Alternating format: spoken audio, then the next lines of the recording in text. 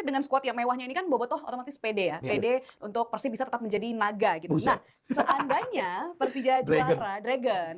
Saya kita bikin skenario ya. Ini kan boleh dong kita berandai-andai aja ya. Seandainya misalnya Persija yang jadi juara. Ini kan bertepatan dengan tadi Labib udah sebut juga bertepatan nantinya dengan 500 tahun kota Jakarta. Berarti akhir musim depan adalah 500 tahun Jakarta Betul, nih. nah ini kan bisa menjadi hadiah yang luar biasa ya kalau Persija jadi juara gitu. Nah, dengan skenario misalnya Persija menang ini, apakah bakal ada teriakan-teriakan kecurangan lagi? Kalau menurut gue Gue juga ngeri nanyanya sih sejujurnya. Iya, gue juga ngeri nanyanya. Di skrip, itu ada di skrip. Ada. Gue juga ngeri nanyanya. Harusnya sih dengan semakin berkembangnya supporter di Indonesia. Ini kita harus disclaimer dulu tadi. Disclaimer ya, ini di skrip. Kita kompak ya. ya. Dia pertanyaannya seperti itu sih. Enggak, tapi emang dengan bertambah dewasanya supporter sih harusnya sih enggak ya. Karena memang harapannya seharusnya memang enggak. Karena kenapa? Karena siapapun yang juara nantinya di akhir musim ngelihat peta persaingan Super League yang semakin ketat seperti musim 2025-2026. Ya, musim lalu yang di mana nih kalau musim lalu harus diingat.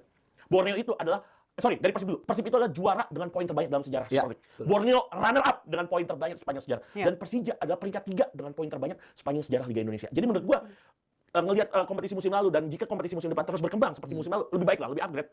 Siapapun yang menjadi juara, memang mereka layak menjadi juara. Karena kenapa? Memiliki kedalaman skuad yang luar biasa, memiliki pemain-pemain pembeda, memiliki manajemen tim yang bagus dari pelatih, manajemen di luar klub, di luar lapangan yang bagus. Jadi menurut gua, kalaupun nanti, nih what if-nya Persija juara ya, di skripnya seperti itu ya. Gua nggak pegang seperti itu. Kalau menurut Bang Labib kayak gitu. Nah, kalau menurut gua nih, gini Bang. Ini kan ngomong supporter kan gue lumayan sering bercengkrama nih. Sering ribut. Akrab ya? Sama banyak supporter nih. Akrab. Beririsan.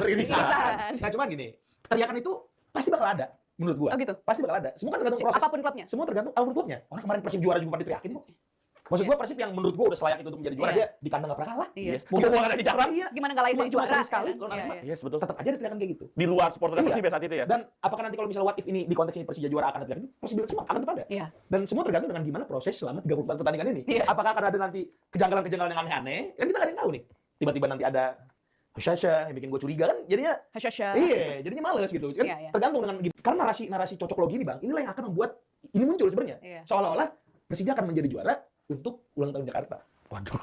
Kan sebenarnya nggak mesti disebut soal ulang tahun Jakarta ini mesti menurut gue ya siapapun tim yang nanti juara dengan segala prosesnya tidak ada yang apa ya istilahnya yang aneh-aneh lah dalam prosesnya karena siapapun yang jadi juara runner up atau peringkat 3 nanti ya harus yang orang tim yang berbeda dan karena memang mereka layak kan katanya mereka juga menyiapkan dana yang besar untuk bisa menyokong mereka jadi juara juga kan di musim depan gitu tapi nyatanya sejauh ini justru Persib yang mendatangkan skuad mewah pemain-pemain bintang gitu kan ada Ragnar di sana ada Sandy Walsh ada Gabriel Mutombo Luka Menalo Balsa Segoli yang kita udah bahas juga di episode sebelumnya dan pemain-pemain ini semuanya punya CV yang cemerlang banget gitu ya bahkan Persib ini dikabarkan akan mendatangkan Jibril Sidibe pemain yang pernah menjadi juara dunia. Nah apakah ini mengisyaratkan bahwa Persib memang levelnya tadi udah singgung sedikit ya levelnya udah di Asia nih, goalsnya udah berbeda karena mereka akan bermain di 4 kompetisi musim depan. Gue mau nanya dulu nih, Karo.